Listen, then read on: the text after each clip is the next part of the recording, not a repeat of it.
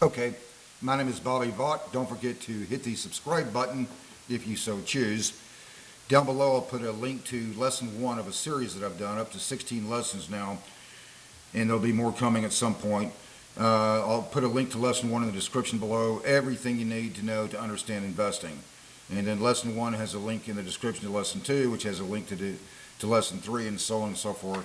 Make them all real easy to find if you're interested.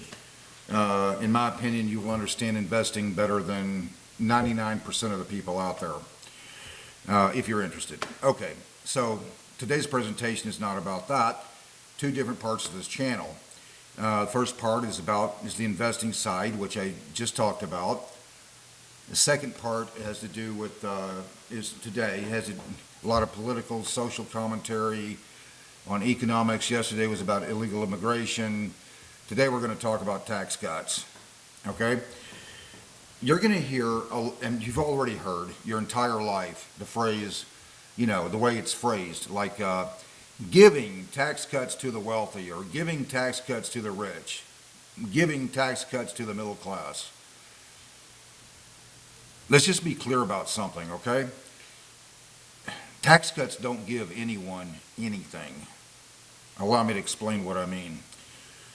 So, just a little more than 3 months ago, this is late July, so April 15th approximately, it was a couple of days before actually, April 15th of 2025, I paid right at $24,000 in federal income tax. It was just a shade more, let's call it $24,000, okay?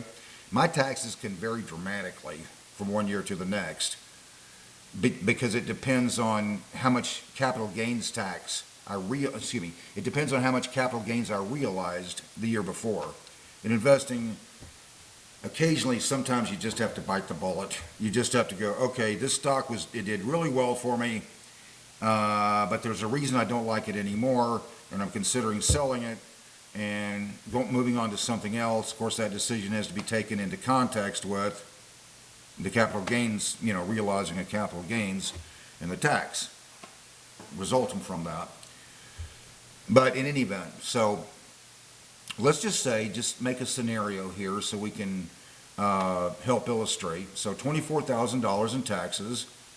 Let's just say next year I don't know what my tax liability is going to be next year because I don't know how many, I don't know how many capital gains I'm going to realize. I try to keep that to a minimum, doing a lot better with it this year. But just so we can make a scenario, let's just say next year I pay $22,000 on like income, a tax cut.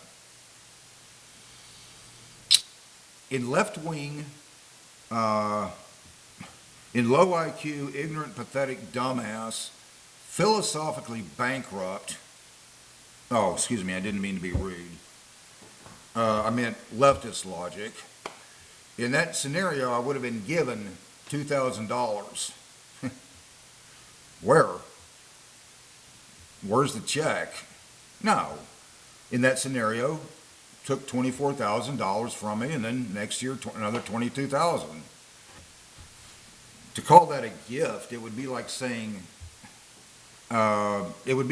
somebody broke into your house and stole both the television and the computer, and then you replace that, and next year the same person broke in, and you're supposed to consider it a gift because this time he only took the television.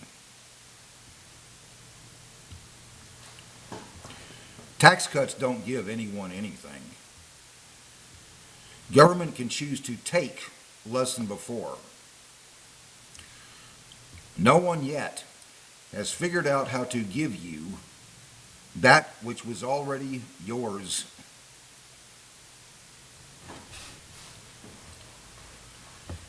Until next time, hope life is treating you well.